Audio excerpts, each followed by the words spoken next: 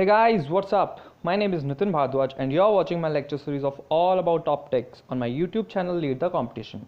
And today we are going to start our topic on reflection of light. Important topic है ray optics से। तो जैसा कि आपको मैंने अपने प्रीवियस लेक्चर में बताया था कि हमारी जो रे ऑप्टिक्स होती है वो दो पार्ट में होती है, जिसमें हमें पढ़ना होता है reflection of light and refraction of light, जिसमें से आज हम फर्स्ट वाला टॉपिक रिफ्लेक्शन ऑफ लाइट पढ़ने वाले हैं। अपने प्रीवियस लेक्चर में आपको मैंने बेसिक्स तो डिफाइन कर ही दिए थे कि रिफ्लेक्शन ऑफ लाइट का मतलब होता है कि जब कोई एक लाइट रे किसी एक मीडियम में ट्रैवल करती है और किसी एक सरफेस से होकर, सरफेस कोई भी एक ऐसी चीज़ जो दो मीडियम्स को सेपरेट करती है उसको सरफेस कहा जाता है। कोई भी एक लाइट रे जो किसी मीडियम में ट्रैवल करती है वो किसी सरफेस से होकर वापस उसी मीडियम में हो जाए, उसी मीडियम में वापस आ जाती है, तो उसको रिफ्लेक्शन ऑफ लाइट कहा जाता है। और रिफ्रैक्शन ऑफ लाइट में सरफेस से होके वो अपना मीडियम चेंज कर देती है, मतलब वो दूसरे मीडियम में चली जाती है, तो उसको रिफ्रैक्शन कहा जाता है। अब यही चीज़ मैंने एक डायग्राम के थ्रू भी समझाया है। आइए देखते हैं डायग्राम में क्या है। बेसिकली यहाँ पे डायग्राम में आप देख रहे होंगे एक प्लेन मिरर जो है वो उस सरफेस का काम कर रहा है जो कि रिफ्लेक्शन करा रहा है। देन यहाँ पे एक पॉइंट है जिसको कहा गया है point of incidence. Point of incidence का मतलब होता है कि आने वाली रे जो है वो उस सरफेस पर कहाँ पे गई है, किस पॉइंट पे टच किया उसने, उस पॉइंट को हमने पॉइंट ऑफ इंसिडेंस किया माना है। और उस पॉइंट से परपेंडिकुलर जो होगा उसको हमने नाम दिया है नॉर्मल। ओके, बेसिकली ये हमारा एक जनरल केस है। ऐसा नहीं है कि किसी एक प्लेन पर बस एक ही नॉर्मल होता है। एक्चुअली इस प्लेन पर यहाँ पे भी नॉर्मल हो सकता है, यहाँ पे, मतलब कोई भी एक प्लेन सरफेस हो उसके ऊपर इन्फाइनाइटली मैनी नॉर्मल्स हो सकते हैं। अभी हमने एक जनरल केस लिया है जहाँ पे मैंने आपको पॉइंट ऑफ इंसिडेंस बता दिया है। पॉइंट ऑफ इंसिडेंस का मतलब है कि हमारी जो इंसिडेंट रे है, आने वाली जो रे है, वो उस सरफेस पे कहाँ टच कर रही है। इंसिडेंट रे का मतलब होता है आने वाली रे जो कि इस डायरेक्शन में आ रही है और ये आके इंसिडेंट पॉइंट ऑफ इंसिडेंस पे टच करती है और ये वापस उसी मीडियम में चली जाती है जिस मीडियम में ये ट्रैवल कर रही थी। जैसा कि मैंने आपको अपनी रिफ्लेक्शन की डेफिनेशन में भी बताया कि वो उस मीडियम को, उस सरफेस को टच करने के बाद वापस उसी मीडियम में लौट जाती है, तो रिफ्लेक्शन होता है। अब ये जो रिफ्लेक्शन होने के बाद ये जो रे लौटी है, अब इसका नाम इंसिडेंट रे नहीं है, अब इसका नाम हो गया है रिफ्लेक्टेड रे। मतलब जो रिफ्लेक्ट बैक हो गई है उस रे को कहा जाता है रिफ्लेक्टेड रे। ओके, बेसिक्स तो यही थे। देन आपको इंसिडेंट रे समझ में आ गया, आपको नॉर्मल समझ में आ गया, आपको रिफ्लेक्टेड रे समझ में आ गया और आपको पॉइंट ऑफ इंसिडेंस समझ में आ गया। अब बात आती है एंगल ऑफ इंसिडेंस की और एंगल ऑफ रिफ्लेक्शन की। एंगल ऑफ इंसिडेंस होता है कि नॉर्मल जो है, नॉर्मल से इंसिडेंट रे कितने एंगल पर आ रही है। मतलब अगर हम यहाँ से देखें तो यहाँ से ये जो एंगल होगा, इस एंगल को कहा जाता है एंगल ऑफ इंसिडेंस, जिसको हम आई से डिनोट किया जाता है। ओके, स्मॉल आई से एंगल ऑफ इंसिडेंस को डिनोट किया जाता है। और सिमिलरली यही चीज़ रिफ्लेक्टेड रे की तरह देखा जाए तो नॉर्मल से रिफ्लेक्टेड रे जो है वो जो एंगल पे जा रही है उसको बोला जाता है एंगल ऑफ रिफ्लेक्शन, जिसको हम स्मॉल आर से डिनोट करते हैं। Okay, that's all about this image. I hope आपको क्लियर हो गया होगा। अब हम आगे चलते हैं तो हमें पढ़ना है laws of reflection. Laws of reflection CBSE के लिए इंपॉर्टेंट है क्योंकि बेसिकली यही पूछे जाते हैं और इजी भी है क्योंकि लॉज ऑफ रिफ्लेक्शन और laws of refraction almost same है। तो फिर आप एक को समझ जाओ, आप दूसरा अपने आप समझ जाओगे। बेसिकली इसमें दो लॉज हैं हमारे पास, जिसमें पहला लॉ कहता है कि the incident ray, the reflected ray and the normal at the point of incidence all three lies in the same plane. Simple है, आपको समझ में आ गया होगा कि जो भी हमारा सरफेस था उस पर जो पॉइंट ऑफ इंसिडेंस है उस पर इंसिडेंट रे, रिफ्लेक्टेड रे और नॉर्मल, ये तीनों की तीनों मीट करती हैं और वो जो होता है वो पॉइंट एक ही प्लेन पे लाई करता है। ओके, मतलब एक ऐसा पॉइंट जहाँ पे इंसिडेंट रे, रिफ्लेक्टेड रे और नॉर्मल तीनों मिलती हैं, वो एक प्लेन पर लाई करता है जो कि हमारा सरफेस है। देन सेकंड लॉ कहता है एंगल ऑफ इंसिडेंस जो है, जिसको मैंने एंगल आई बताया था, वो हमेशा एंगल आर के बराबर होता है। मतलब एंगल आई जो है it is always equals to angle r. Angle of incidence is always equals to angle of reflection. Okay, then topic comes types of reflection. अब बात आती है रिफ्लेक्शन कितने टाइप के होते हैं। बेसिकली रिफ्लेक्शन दो टाइप के होते हैं, एक होता है रेगुलर रिफ्लेक्शन और एक होता है हमारा इरेगुलर या फिर डिफ्यूज्ड रिफ्लेक्शन। सो अभी हम रेगुलर रिफ्लेक्शन देखते हैं। नाम से ही पता चल रहा होगा कि एक ऐसा रिफ्लेक्शन जिसमें रिफ्लेक्शन जो हो रहा है वो रेगुलर वे में हो रहा है। मतलब इसका जो सरफेस होता है ये सरफेस रेगुलर होता है, इसमें कोई इरेगुलरिटी नहीं होती। तो इसलिए अब हम देखते हैं कि इस फिगर में, जैसा कि आप देख सकते हैं कि इस फिगर में जो हमारा सरफेस है वो प्लेन है, इसके अंदर कोई इरेगुलरिटी नहीं है, और इसकी जो इंसिडेंट रेज हैं वो सारी की सारी पैरेलल आ रही हैं एक दूसरे के। ओके, सो बेसिकली अगर हम डेफिनेशन पे जाएं तो इंसिडेंट रे अगर पैरेलल आ रही हैं तो रेगुलर रिफ्लेक्शन में वो रिफ्लेक्ट होने के बाद जो उसकी रिफ्लेक्टेड रे निकलेंगी वो भी पैरेलल होंगी। मतलब पैरेलल इंसिडेंट रे के लिए पैरेलल रिफ्लेक्टेड रे, तो फिर वो जो रिफ्लेक्शन हो रहा है वो है हमारा रेगुलर रिफ्लेक्शन। और अगर इसी चीज़ को आप इरेगुलर पे जाओ तो आप उससे भी समझ गए होगे कि when a non parallel beam of reflected light rays is obtained for a parallel beam of incident light rays after reflection from a surface, then such type of reflection is called irregular or diffused reflection. सो आपको figure के through समझाऊं तो जैसा कि मैंने उसमें बताया कि उसमें हमारा जो सरफेस था वो रेगुलर था। अब यहाँ पे जो सरफेस आप देख रहे हो यहाँ पे इरेगुलरिटी है, मतलब इरेगुलर है। ओके, सो इस वजह से हमारी भले ही इंसिडेंट रेज जो हैं वो पैरेलल आ रही हैं, बट ये जब रिफ्लेक्ट बैक हो रही हैं तो ये वाली जो रिफ्लेक्टेड रे है ये इस डायरेक्शन में जा रही है, ये इसमें जा रही है, ये इधर जा रही है। मतलब इसकी रिफ्लेक्टेड रे जो है वो पैरेलल नहीं है, जबकि इसकी इंसिडेंट रेज जो है वो पैरेलल है। तो इस टाइप के रिफ्लेक्शन को कहा जाता है इरेगुलर या फिर डिफ्यूज रिफ्लेक्शन। देन आगे बढ़ते हैं। ओके, देन अब हम पढ़ते हैं मिरर का case. So mirror is a smooth and highly polished reflecting surface. एक ऐसा सरफेस जिसका एक या फिर दोनों पार्ट रिफ्लेक्टिंग होते हैं वो मिरर होता है। Okay, so basically mirror 3 type के होते हैं। एक मतलब होते 2 टाइप के हैं, अभी हम 2 टाइप के पढ़ते हैं। एक मिरर जिनकी शेप थोड़ी स्फेरिकल हो या फिर जो थोड़े से कर्व्ड हो, और दूसरे जो स्ट्रेट हो। अभी जो स्ट्रेट वाले होते हैं, नीचे वाले जो हैं, इनको कहा जाता है प्लेन मिरर, और जो ऊपर वाला है कर्व्ड वाला जो पार्ट है उसको कहते हैं spherical mirrors. So basically a plane mirror is a highly polished plane surface. मतलब एक ऐसा सरफेस जिसका मतलब एक ऐसा मिरर जिसका सरफेस जो है वो प्लेन है, तो उसको कहा जाता है प्लेन मिरर। अब अगली चीज़ पढ़ते हैं कि different properties of images formed by plane mirror. जब हम प्लेन मिरर से इमेजेस बनाते हैं तो उसमें इमेजेस की प्रॉपर्टीज़ क्या क्या होती हैं। तो सबसे पहली प्रॉपर्टी आती है कि size of image is always equals to size of object. मतलब आप अपने आप को कंसिडर करो कि आप शीशे के सामने खड़े हो, आप एक प्लेन मिरर के सामने खड़े हो, तो आप जो हो आप ऑब्जेक्ट हो, और जो मिरर के अंदर बन रही है वो आपकी इमेज है। सो सबसे पहली कंडीशन यही कि आपकी जो हाइट होगी आपकी इमेज की भी वही हाइट होगी। ओके, जैसा कि आप देख सकते हो अपने इमेज बना के, आपकी जो हाइट होती है वही उसकी हाइट होती है। Then magnification is unity. Magnification का मतलब क्या होता है? मैग्नीफिकेशन का मतलब होता है कि आपकी जो इमेज है वो आप ऑब्जेक्ट के साइज से कितने टाइम्स है, मतलब कितनी मैग्नीफाइड हो चुकी है वो। मतलब जैसे कि मान लीजिए कि आप किसी मिरर के सामने खड़े हुए हो और आपकी जो हाइट है वो है आपकी नहीं, हम मानते हैं कि कोई एक 5 सेंटीमीटर का ऑब्जेक्ट है जो कि मिरर के सामने है, और उसकी जो इमेज बन रही है वो 10 सेंटीमीटर की बन रही है। तो यहाँ पे जो मैग्नीफिकेशन है वो है 2, मतलब उसकी जो इमेज की जो हाइट है वो ऑब्जेक्ट की इमेज की 2 टाइम्स है, तो इसलिए मैग्नीफिकेशन इसका हो गया 2। Okay, then next thing comes image distance of image is equals to distance of object.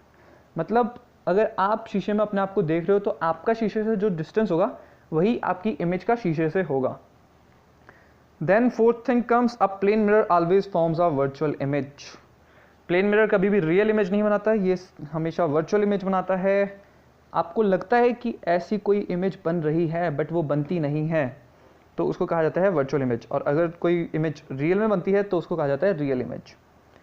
Okay, then comes next topic, that is number of images. इसका क्या सीन है कि when two plane mirrors are held at an angle theta, then the number of images of an object placed between them is given as below. इसका क्या मतलब है कि हम मान लेते हैं कि हमारा एक प्लेन मिरर है जो कि हमने ऐसे रखा है इस डायरेक्शन में कि उसका रिफ्लेक्टिंग सरफेस जो है वो नीचे की डायरेक्शन में है। ओके, और इसी के साथ हमने एक और प्लेन मिरर रखा है जो कि यहाँ पे रखा हुआ है और इसका रिफ्लेक्टिंग सरफेस ऊपर की साइड है। अब हमसे पूछा गया है कि हमारा कोई ऑब्जेक्ट है जो कि इस पॉइंट पर है। अब हमसे पूछा जा रहा है कि इस ऑब्जेक्ट की टोटल कितनी इमेजेस बनेंगी। ये बेसिकली सीबीएसई वाले बहुत कम पूछते हैं इस क्वेश्चन को, बट अगर आप कॉम्पिटिटिव प्रिपेयर कर रहे हैं जैसे कि जेईई हो गया या फिर आईपी का कोई दे रहे हैं तो उसके लिए इम्पोर्टेंट है, क्योंकि उसमें जनरली पूछ लिया जाता है। और आपको बता दिया गया है कि ये जो दो मिरर्स इन्होंने लगाए हैं उनके बीच का जो एंगल है वो है थीटा, और आपको थीटा की value they the, whether it is 60 degree और 30 डिग्री, जो भी उनका मन करे उन्होंने दे दी। अब आपको बताना है कि इस ऑब्जेक्ट की कितनी इमेजेस बनेगी।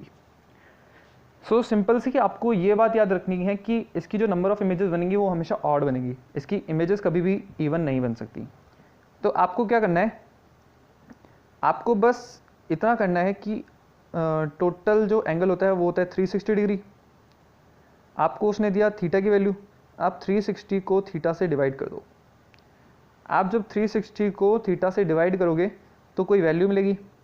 जनरली क्वेश्चन में एक ऐसी थीटा की वैल्यू दी जाती है कि आपका जो 360 डिवाइडेड बाय थीटा आएगा वो एक नेचुरल नंबर आए। अब वो नेचुरल नंबर या तो इवन हो सकता है या ऑड हो सकता है। अब आपको बस इतनी याद रखनी है बात कि आपकी जो नंबर ऑफ इमेजेस बनेंगी वो हमेशा ऑड बनेंगी, इवन नंबर इमेजेस कभी नहीं बनेंगी। तो अगर आपका 360 डिवाइडेड बाय थीटा अगर ऑड आ रहा है तो आपकी नंबर ऑफ इमेजेस वही हैं, और अगर आपका 360 डिवाइडेड बाय थीटा इवन आ रहा है तो आपको सिंपली उसमें से एक माइनस कर देना है। ओके, जैसा कि मैंने नीचे भी मेंशन कर रखा है कि n is to 360 divided by theta minus 1, where 360 divided by theta is an even integer, and if 360 divided by theta is an odd integer then n is equals to integral part of 360 divided by theta. Okay, then आगे चलते हैं। Okay, then अब हम पढ़ते हैं spherical mirrors के बारे में। आपने प्लेन मिरर्स के बारे में पढ़ लिया है, अब हम पढ़ते हैं स्फेरिकल मिरर्स के बारे में। सो बेसिकली ये एक इम्पोर्टेंट टॉपिक है, तो इसके लिए मैं आपको सब कुछ एक बार में बता देता हूँ कि आप कंसिडर करो कि आपके पास एक स्फेयर है। इसका नाम क्यों पड़ा है ऐसा मैं बताता हूँ। ये हमारे पास एक स्फेयर है, मैंने इस स्फेयर को 3 पार्ट्स में काट दिया, ऐसे ऐसे 3 पार्ट्स में इसको डिवाइड कर दिया, 1, 2 और 3। अब मैंने क्या करा कि मैंने इसमें से ये जो मिडल वाला जो सेकंड वाला पार्ट था उसको मैंने हटा दिया। ओके, सो बेसिकली जब मैं इसको हटा दूंगा तो इसको हटाने के बाद मेरे पास कुछ इधर वाला पार्ट ऐसा और इधर वाला पार्ट ऐसा बचेगा। हाँ, अब मैंने क्या करा, मैंने ये जो हमारी पहली फिगर है इसमें मैंने बाहर वाला जो पार्ट था, इस वाले बाहर वाले पार्ट को मैंने इसका रफ बना दिया, और इसका अंदर वाला जो पार्ट है उसको मैंने पॉलिश कर दिया। अब पॉलिश करके इसके अंदर वाले पार्ट को रिफ्लेक्टिंग बना दिया, और इससे अपोजिट मैंने दूसरे वाले के साथ किया। दूसरे वाले में मैंने अंदर वाले पार्ट को इसके को रफ बना दिया, और बाहर का जो हिस्सा है उसको मैंने पॉलिश करके रिफ्लेक्टिंग बना दिया। अब क्या हुआ कि जिसमें अंदर की साइड से पॉलिश्ड होता है, जो अंदर की साइड से रिफ्लेक्टिंग होता है, उसको कहा जाता है कॉनकेव।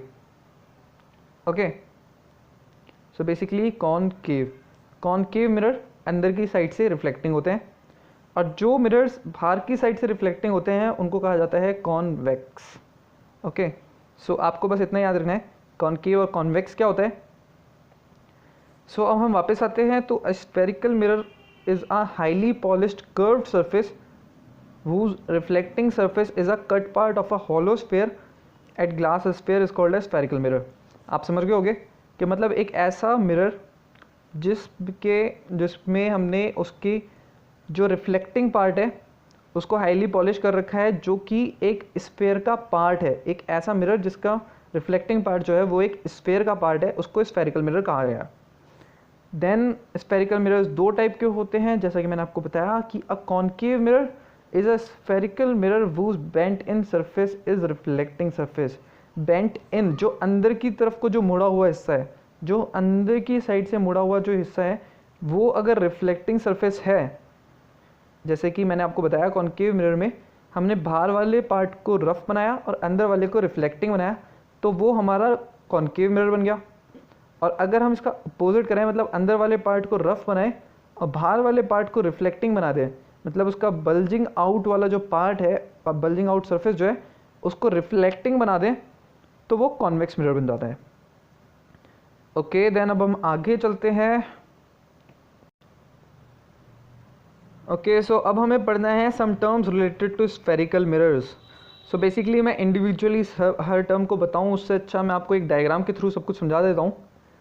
तो हम कंसिडर करते हैं, जैसे कि मैंने आपको बताया था कि मान लीजिए ये एक स्फेयर है और इस स्फेयर से मैंने आपको बताया कि हमने अपने स्फेरिकल मिरर्स को कैसे निकाला।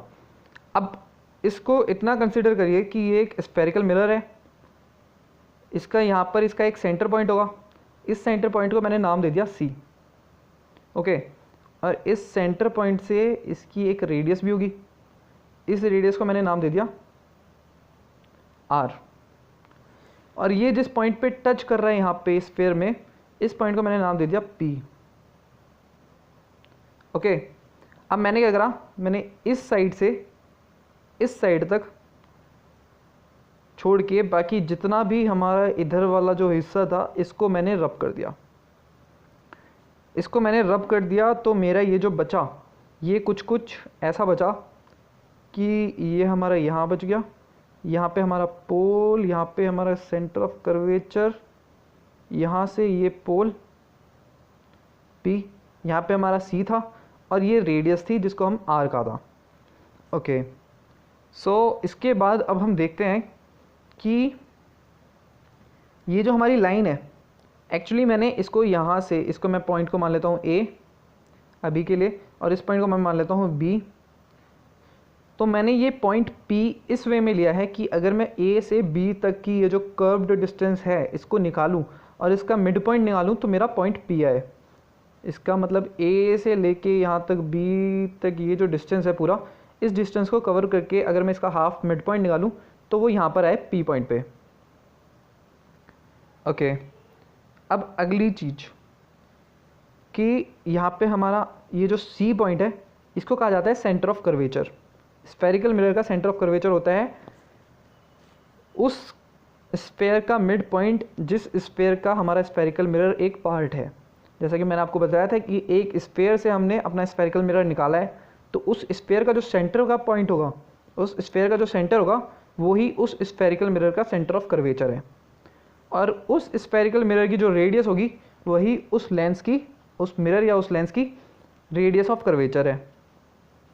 और पॉइंट P आप लोग समझ गए होंगे, A से B तक का जो डिस्टेंस होता है, A से लेके B तक का ये जो डिस्टेंस होता है इसको कहा जाता है एपर्चर, APERTURE, एपर्चर कहा जाता है इसे। और इस एपर्चर का मिड पॉइंट जो होता है उसको पोल कहा जाता है, जैसा कि आप लोग समझ गए होंगे। सो बेसिकली यहाँ पे R is for radius of curvature, यहाँ पे हमारा पॉइंट C है और मैं इस लाइन को एक्सटेंड कर देता हूँ इनफाइनाइट तक। और जब ये लाइन इनफाइनाइट तक एक्सटेंड हो जाती है तो इस लाइन का नाम होता है PA, that is principal axis. Okay, so आप प्रिंसिपल एक्सिस समझ गए। अब बात आती है फोकस, सबसे इम्पोर्टेंट टर्म होती है फोकस। फोकस क्या होता है कि हमारी ये जो मैंने जैसे आपको बताया कि ये हमारा कॉन्केव मिरर है, कॉन्केव मिरर का अंदर वाला जो पार्ट होता है वो हमारा रिफ्लेक्टिंग होता है। अब मैं मानता हूँ कि यहाँ पे कोई हमारी सोर्स है, यहाँ पे एक सोर्स है जिसको मैंने नाम दिया S।